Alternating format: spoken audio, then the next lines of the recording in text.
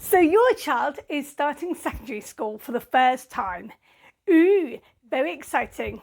Or maybe a little nerve-wracking. Well, fear not, for I am here to help you support your child as they start secondary school for the very first time.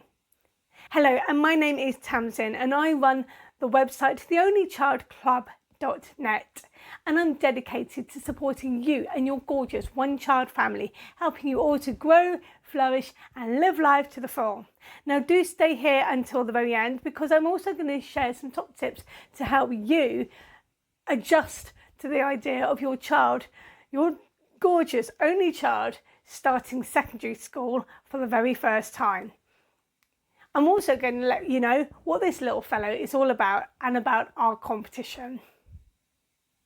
So let's start with tip number one. The first tip that you need to do to help support your child when they're starting secondary school is get to know your child's form tutor. They are the person who your child will have to go and see every single day for registration. The form tutor is your go-between, really. So if your child is having any issues at school, then you can email their form tutor, and then their form tutor can deal with it directly, speak to the child directly, or they can also refer your child to another service within the school that could help your child.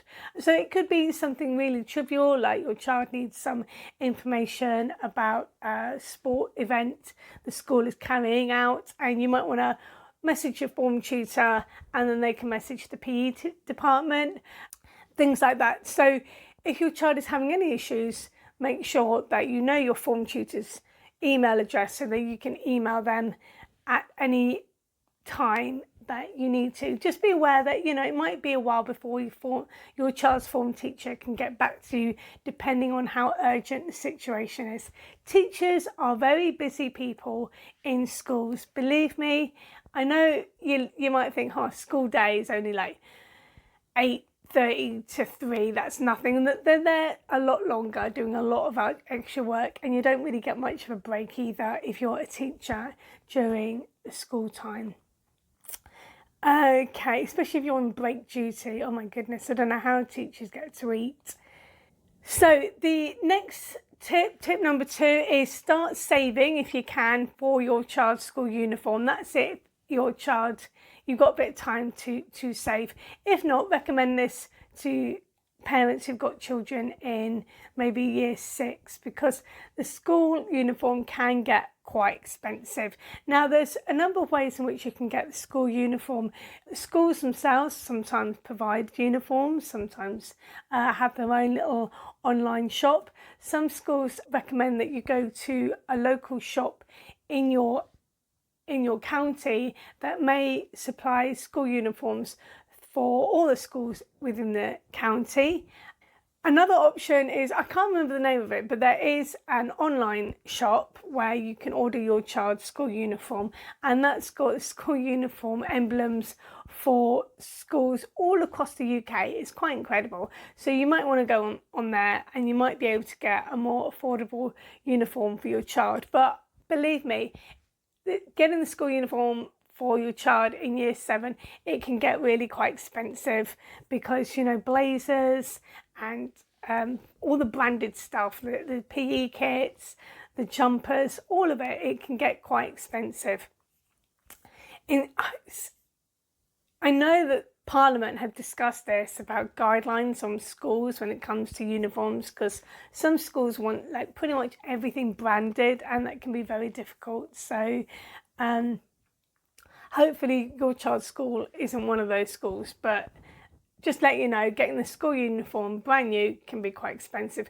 It is quite fun, it is quite exciting though, to take your child to a shop in your area and get them all measured up for it. It is kind of cute. It's not quite the same as Harry Potter going into, I can't remember the name of the shop that he goes to get his school uniform for Hogwarts. If you can remember the name of that shop, put it down in the description below, because I can't remember. But he goes in there and gets all measured up. It's kind of cute. Right, the next thing is get to know other members of staff in the school that may be of use to your child. So for example, if your child has additional learning needs, then you need to get to know the SENCO and the SEN team, so you can email them. Is really into sports, you might want to get to know the PE department, so you can find out all the sporting events and teams that your child can belong to, and you can email them directly rather than going through the form tutor. If your child's interested in reading, then get to know the school librarian and what the school library offer in regards to services. If your child is a really caring person, wants to do charity work, wants to do something for the environment, there's probably a teacher or member of staff that oversees voluntary work and doing charity work. Pick up that litter! So find out who these key people are in the school and get their email addresses, so you can continue to keep in contact with them directly rather than having to go through the form tutor all the time. It's definitely worth doing that. Point number 4 is really cute. Go stationery shopping with your child. Really cute. Before you do that, make sure you watch my video that I did on essentials when it comes to going to high school, because there are things that high schools recommend that I wouldn't necessarily, which are essential. There's some things that I would recommend that high schools haven't put on their essential equipment list. So definitely watch that. Headphones, just a little quick thing, headphones. Watch that video and then you'll understand what I'm talking about when I say headphones, but really, really important. So watch that video and then go stationery shopping with your child. You can get pencils with your child's name put on. I recommend that because things can get lost, or your child can lend their pencil to someone else and then they don't get it back. So if you can have pencils and even maybe pens with their name on it, that's going to help prevent things getting lost. The other thing you want to do when you're going shopping with your child is don't go to Smiggle. Well, or if you do, you might be able to get some of the stationery from Smiggle, which is acceptable, but maybe a few scented pencils, not too bad, but you don't want to be getting their garish pencil cases full of cartoony pictures, or the school bags, which are really, well, they're all very childish, do I say, that they seem to be for a younger audience, a younger clientele.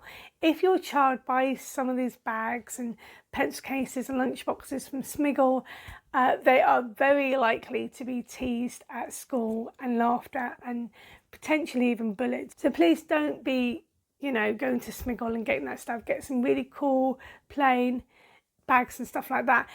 I have got a blog post actually on essentials to go to school. I'll put that in the link below, because there are a few bags and lunch boxes and things like that that you might want to have a look at, which I recommend for kids in high school. So have a look at that, because that might be quite useful. There's a really cool bag where you can charge up your mobile phone in it and things like that, so definitely worth looking into. And I'm going to talk about mobile phones because they're really good and useful, so I'll talk about that in a minute. The next thing is for your child to watch a video about making friends, just so that they get clued up on how to make friends. I'm sure your child's really good at it, but high school is a little bit different. But the good thing about high school is your child will get to open their mind to new topics, new subjects they may not have studied before, such as, geography is a separate subject rather than in a project, or history, or, a new language, something like that. If it pickles your child's fancy, then there's likely to be a club associated with that. Your child can join the club and meet other kids who are interested in the same subjects. So encourage them to watch that video, making friends, so that they have the key skills in order to break the ice and to make new friends and keep that friendship going, and helping it to blossom and flourish during their time at school. and this goes on to the next one, the other thing that they may encounter when they're at school is bullying, and you need to know how to help support your child if they're being bullied. It's a real sad state of affairs, but unfortunately bullying in schools has been happening since time immemorial for hundreds of years. I'm sure even the ancient Roman schools there was bullying. Okay, it's just a horrible human thing that kids do, that adults do. It's just a human thing. People bully other people in order to make themselves feel more important, stronger, I don't know, get up in status by making other people feel inferior and by pushing them down and making their life a misery. It's a real shame, but that is absolutely a thing that happens. So how does your child deal with bullying? Well, it all depends on the school. Hopefully your child is going to a really good school with really good leadership and they know how to deal with bullies well. But sadly, not all schools are like this. Now, if your school is very good with dealing with bullies, then I would recommend that the first point of call is email your child's form teacher, and then your child's form teacher can deal with that. If your child's school is not so great at dealing with bullies, what can happen is you can report it, or your child can report it, and then the bullies then attack the child even more because they said the child snitched, and if the school hasn't handled it very well, then actually it escalates the problem, which is not a good thing. If that is the case, then here's another few options your child and you have to discuss it together, can do to deal with this situation. Number one, you can encourage your child to learn a martial art, okay, so that they grow in confidence to be able to deal with the bullies and know that they can defend themselves physically if they need to do that. I do recommend that, but obviously what you don't want is it escalating to the point that there's a massive school fight because everybody's learned karate, say. And yes, I am thinking of the Netflix show Cobra Kai, where that happens. I think it's Daniel teaches one child how karate in order to defend himself, and then it just escalates and everyone learns karate, and then the whole school is just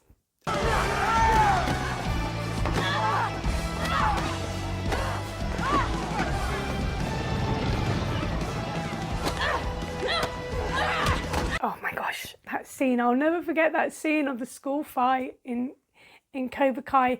You don't want that, but encourage your child to learn a martial art because it will help them grow in confidence to be able to handle bullies.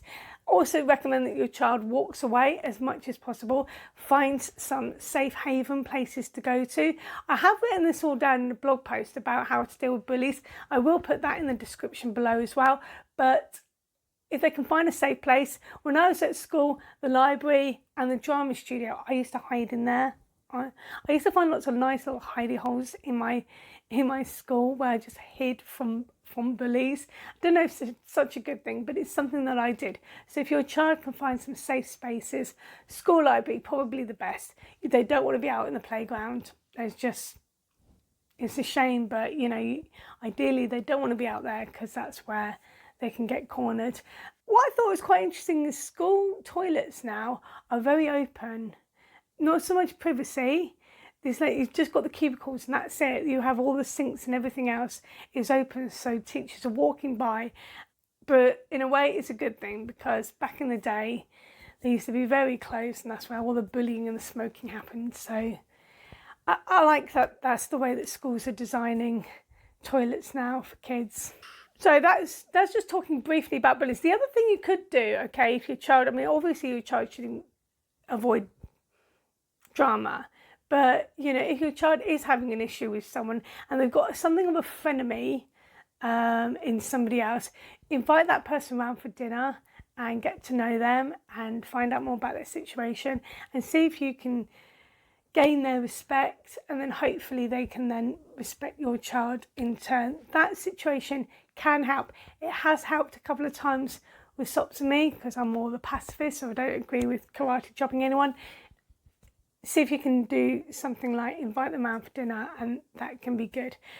But dare I say, sometimes, and it's real shame, this is the truth, okay? Schools are going to absolutely kill me for saying this, but I've known cases where you've had a school bully someone, and like so much, and the kids just pounding them in the face, broken their nose, something like that. Kids respect them afterwards. It's a reality. You might get into a lot of trouble for that, but it's weighing the pros and cons. Maybe that's something, is the best option for your child, because what you don't want is your child being bullied throughout their entire school career, because it will make them so miserable and it will have such a detrimental effect on their life all the way through their lives. So, you have to, one way or another, you and your child have to deal with bullies and sort it out, especially if their school isn't very good. The next thing is handling detentions. Now, this is all very dependent on two things. Number one, why they got the detention. Number two, your child's personality, how they react. Now, if your child has got a detention for a really minor thing, you might, just say, hey, take it on the chin, whatever. If your child really overreacts on it, like, oh my goodness, I've got a detention, my life is ruined, it's going to be on my permanent record, I'll never get a job, that they have a real frenzy issue with it, then you might want to downplay it and say, look, it's just a detention, just one, do your time, don't get it again. How did you get the detention? Make sure you don't do that thing, so you'll get detention again. You get detention for something even minor, like you didn't have a black pen. Some schools are strict like that. You don't have the equipment, you get detention. Some schools are really strict. They have to be in order to keep the order. So you said, right, just make sure you got extra pens or something like that. So it's no bad thing. However, if your child has got a detention and they massively downplay it, especially if it's for something relatively serious, then you need to upplay it. You need to make a real big point of it being a serious thing. So your child, say, gets a detention because they're late every single day, and they're like, oh yeah, whatever, I don't care. No, this is where you have to be a bit more authoritarian over this, because authoritative, I should say, not authoritarian. I did a whole blog post about gentle parenting and the different kind of parenting. Authoritative on this, where you're saying, no, actually, this is serious, and if you ever get a detention again, these will be the consequences, and make a big to-do about it. Because what I find is the kids who don't think anything of it, that they just keep getting detentions. They really blasé about it, and then it can escalate. Sometimes they're removed from class, then they're missing out on their education. So if your child has a blasé, they don't care if they get a detention, then you care, and you've got to make sure that they care, and be a real authoritative parent on this, and make sure they have consequences if they get detention. Just piece of advice there, okay? Based on my experience, on what I have seen in schools plenty of times, some students really care and they won't get detention again. Some don't care and they get it all the time, and it just is not a good thing. Okay, homework help. So your child may be expected to do a lot more homework when they are in secondary school. That's absolutely fine. What I recommend is that they go to after school homework clubs, get all the homework done there, and then they can focus when they get home on the other things. If your child is struggling with homework, this is a really big thing. If your child is a bit of a slow learner and they're struggling with homework, then what you need to do is give them an allocated amount of time to do the homework, whatever it is, okay? Whatever the teacher recommends is the good amount of time to do that homework. Give your child that amount of time. If they only do half a page, not even that, but they've spent the whole hour, say, focusing on it, but they haven't produced enough, that's fine. Send that to the teacher, and then the teacher can understand that if that's all the child can manage in that space of time and they need more time, then the teacher knows that they might need to adjust the work that they give your child so that they can build on that, if that makes sense. If your child really struggles and gets very stressed and things and they've fallen behind, I would highly recommend a tutor as well. Maybe not, it's very dependent, like, you know what, I'm not the best person to speak to on this one. My brother is, okay? He's a private tutor and he talks all about this in our video about whether it's worth getting a tutor or not. So if you are thinking of getting a tutor, watch that interview between me and David. He talks about, you know, when is a good time to get a tutor if you think it's worth getting it. Definitely worth it if your child is struggling in a particular subject so that they keep up, because you know, the subjects, they go so quickly. The teachers have got so much to cover in the curriculum. You fall a little bit behind, you're going to fall way behind before you know it, and then that's going to have an impact on your confidence. It's really good for your child, if they need it, to get a tutor to help with homework. But this big thing, set whatever time and make sure they don't go over that time, but also make sure they're not distracted by you know, TV devices, things like that. One of the good things, though, of course, about having only one child is they have no siblings to distract them as they're doing their homework. So they can at least have that where they're not being distracted by younger brothers and sisters irritating them. I've only got 2 more points here to make. Point number 9 is save for school trips. Save that before year 7 ideally, but definitely, you know, start saving straight away, because they can get a little bit expensive. So start putting money away for that if you can. And you know, secondary school, they've got some really interesting trips. You know, some of them are even abroad in countries in Europe. So definitely worth doing that.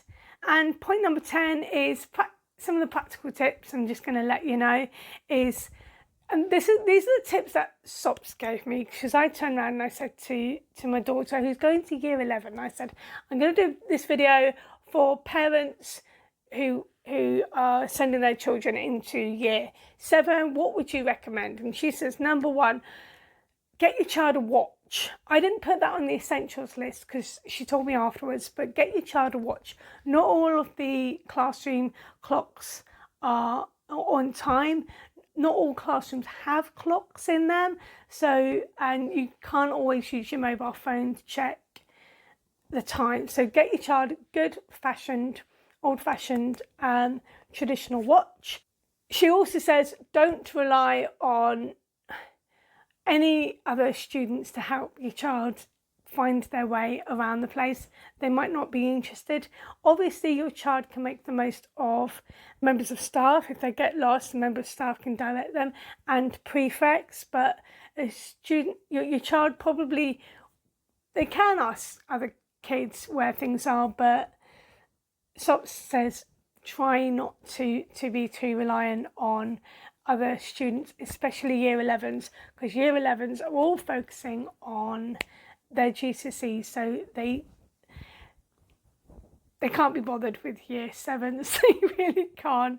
It's a reality. So Sops suggests that, you know, have a look at the map with your child. If your child gets a chance to have a look around the school to get their bearings, that's a good idea, but try and be as independent as possible when it comes to getting around the school. The other top tip is getting your child a locker as soon as you possibly can. It took a little while for us to get a locker for Sops, but it's been invaluable because your child can go into school at the beginning of the week with a PE kit, do their PE, and then keep it there until the Friday and then bring it back. And to be honest with you, you know, some schools, they keep all the books in the classrooms. Other schools, they want the kids to take books home with them. And I don't know, sometimes I just think, sometimes I just want to take my daughter in with a donkey to carry all her stuff, because the amount of stuff she has to carry in is ridiculous and damaging the back, I reckon. So make sure your child's got a locker so that they can keep things in there, but you might want to keep reminding your child to keep looking at the locker and making sure they don't leave food in there, because it happens and it's disgusting. Okay, yeah, those are some of the practical tips to help your child as they go into school. A watch, don't rely on other students, only prefects and teachers to help your child to get around the school, get to know the timetable, help your child understand their timetable, how it works. A lot of schools do it over 2 weeks, so you've got week A and week B, so your child has to get that in their head as well.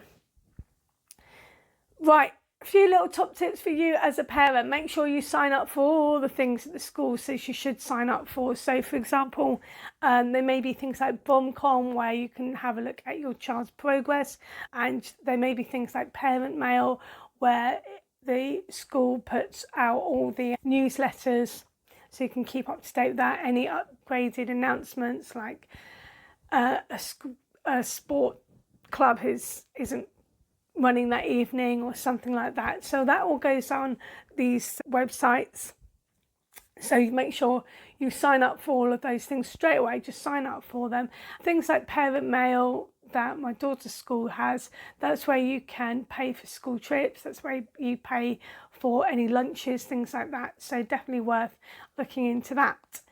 In regards to school meals, obviously your child can buy school meals in the school canteen. Different schools are a bit different, you know, some schools serve very healthy foods, others not so much. I remember when I was at school and I ate a lot of cheeseburgers, really, really bad stuff, but that was in the early 90s. So I think that school meals have probably definitely improved since then. But if you want, you can put money onto that. You can contact your local council to see if your child is eligible for free school meals. Definitely worth looking into that if you think that's the case. Or what you can do is obviously send your child in for a school packed lunch. Encourage your child to make their own packed lunch. I mean, they are going to year 7, so it's going to help them develop their independent skills. And for ideas, I've got some quick and easy ideas in a blog post that I'll put in the description below. I need to develop that. I need to take some more photos there, but there's some ideas in that blog post. So I'll put that in the description below. Just make sure you always do it the night before. It just makes it a lot easier for the morning and the morning routine. And then the other thing is plan your child's journey to school with your child. Maybe you can drop them off, fantastic. If your child is taking a bike, make sure that the bike is all equipped with all the lights and the this, that and the other. Make sure your child absolutely definitely has reflective gear on, okay? A helmet and reflective gear. Super, super, super important in the winter when it's dark when they go to school and it's dark when they leave and you can't see any blooming child in their dark uniforms and their dark blazers, and it's a nightmare for motorists. Okay, so keep your child safe. If they are walking to school, if they're cycling to school, make sure they are wearing bright clothes so that we can see them when we're driving in our cars in the dark. Okay, keep your child safe on that one. The other thing you want to do, and I said I was going to mention mobile phones. There's a lot of debate about schools banning mobile phones and all of that. I think that's a stupid idea. I think mobile phones are a really good thing for children, smartphones. I know all the warnings. I've talked about it in the TikTok video I did about children being addicted to TikTok and all the issues. I know what they are, but there's some good things. Number one, your child with a smartphone in school, some teachers will want them to download some good educational apps, and your child can do that and use it. So sometimes my daughter does her math homework walking back from school on her mobile phone using the app that they recommend. So definitely is a real advantage if your child can have a smartphone. The other thing you can also do for your child is put on the Google Family link. If I can put a link to the Google Family link website in the description below, I'll do that because I do recommend it. It means that you can see all the apps that your child downloads. You can put all sorts of restrictions on in regards to, paying for things like Roblox, stuff like that. You can put those restrictions on there. You can restrict the time that they're on their phone. But the other thing, and I think is the most important and really key thing, you can track your child.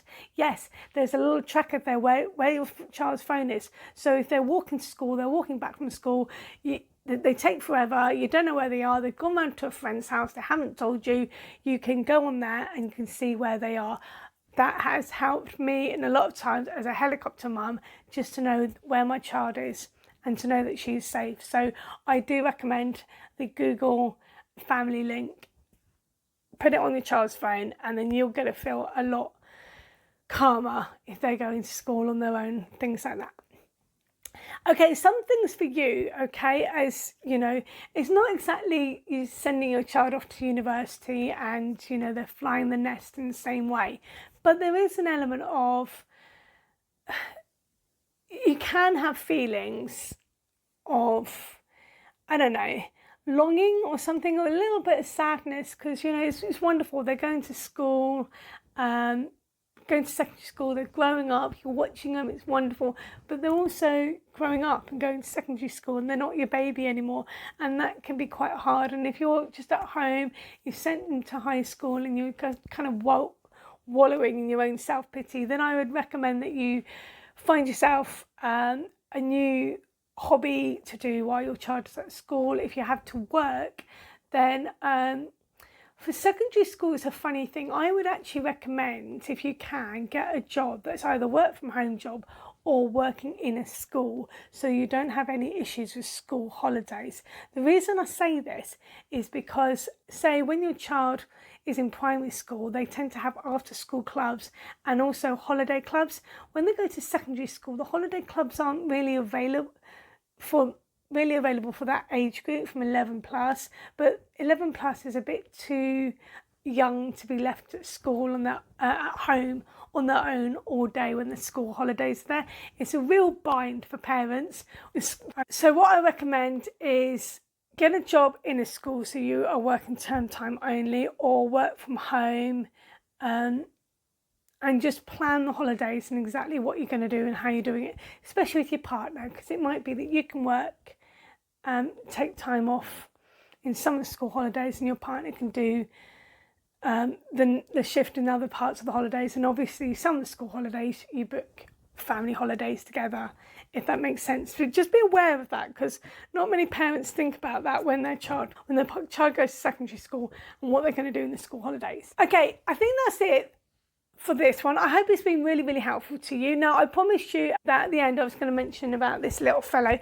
So this is the prize in our latest competition in connection with the story Lucy and Gabriel's Adventures in China. Now, your child can read the story here in the summer activity book. Okay, I know it looks a bit back to front here. You can download this for absolute free. Go onto my website, theonlychildclub.net. You can download this for free by signing on for our e-newsletter. And then you've got the story of Gabriel and Lucy doing all their fun adventures in China. They see a panda bear, they see Confucius, they meet a very strange, mysterious magician. That's a little interesting. Your child can read that story, draw a picture from the story, and then they could win this cute little guy. He's from Hamleys and he's so adorable. So by all means, sign up for the newsletter, get the free activity book. They can continue to work on that during September, because the deadline is not until the 30th of September. Well, I'm going to finish here now, and I'll see you next week. Toodles!